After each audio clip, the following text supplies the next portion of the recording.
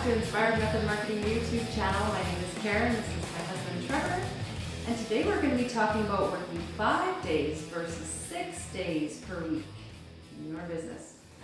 So a quote from Gary Keller, he's an author, and his famous book is The One Thing. He says, time on a task over time eventually beats talent every time.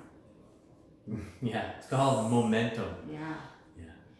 Industry Canada says that 15% of businesses fail in year 1, 30% fail by year 2, and 50% fail by year 5.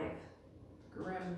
Very grim. That one always makes me sad. Yeah, and those are the odds that we want to help small businesses to beat. Yeah. We want you to stay in business. Number one reason why businesses fail is the inability to attract enough customers. And that takes marketing and advertising. Yeah. So business owners start a business thinking that they're going to get immediate time freedom. And we all know that this is a big myth. So Karen, what are some of the questions that people might have about that? Okay, should time freedom be a short-term or a long-term goal when starting a business?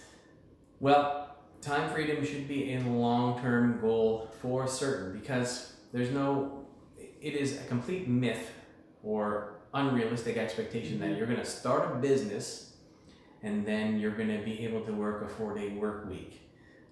Thank you, Tim Ferriss, for your book. It was great, but it's unrealistic for, let's say a plumber or electrician or someone like that to start a business and think they're going to be working 4 hours a week and be done. That's just not going to happen. Yeah. It's unrealistic. Totally. So do business owners underestimate the time required for administrative functions?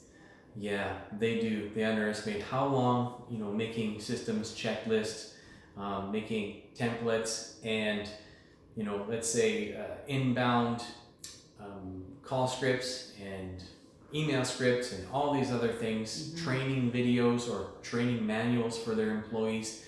All these things take time, not to mention all the accounting functions, right? Yeah. There's all that has to go in, dealing with customer phone calls, filing paperwork, service orders, all these things. They take a ton of time. And a lot of people do not take that into account when they start. Yeah. Yep. Do business owners underestimate the time required for marketing and sales? Absolutely. Enough of them don't put enough time and effort into marketing and sales. They might do some stuff, let's say some word of mouth things or some networking groups and that sort of, activity, but they don't do near enough of it, especially at the beginning. And then when they begin getting a few jobs, they shift gears and they go into service mode or they go into technician mode and they start doing the work. And then as they continue on, they're doing the work, and then the work dries up because they finished that job and now they got to be on the hunt again for more work. So there isn't enough time and attention paid to it so that it's more automatic and help people stay busy more consistently. What happens if you don't set enough time aside to recruit staff? Well, what's going to happen is life is going to happen to your staff. Either they're going to move on to another place, they're going to get sick, or they're just going to, quit for whatever reason, or late one day, or maybe you'll just get sick of working with certain people, and then you'll be kind of out of luck because you don't have anybody to go to. And you have to keep somebody on board who you don't want to work with any longer, then you're stuck. So if you're not continuously recruiting, then as a business owner, you are putting yourself in a bad position, especially when you get busy and someone's not there and you can't depend on them. Or if things really get hopping, then you are having to stop all your other activities and try to focus on getting more people. Whereas if it's part of your regular schedule, what we do is more of a group interview style. Once you do that, then you can see more people, and then you always have a number of people you can draw on when you need them. What happens when you don't have enough time to train your staff?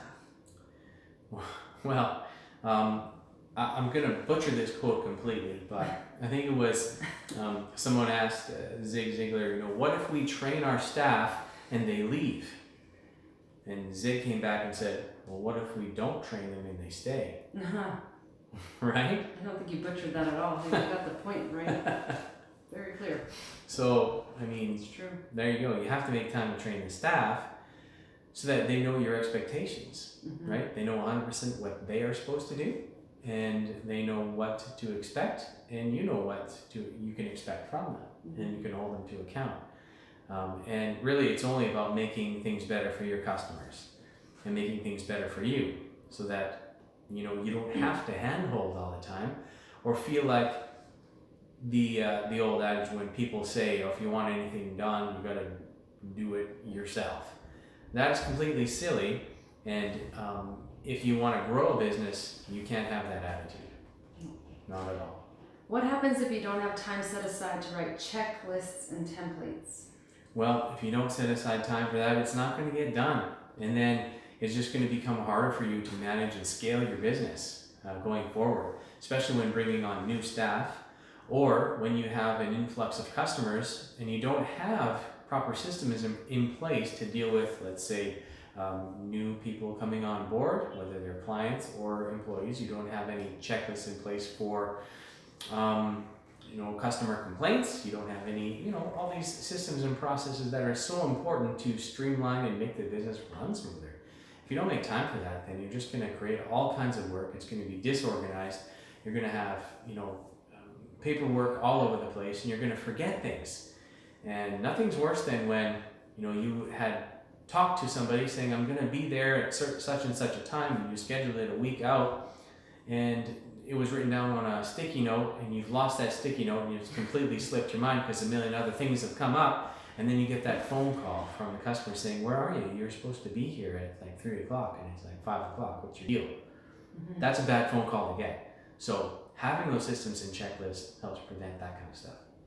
So when starting, can all of these tasks normally be scheduled in a 40-hour work week? No.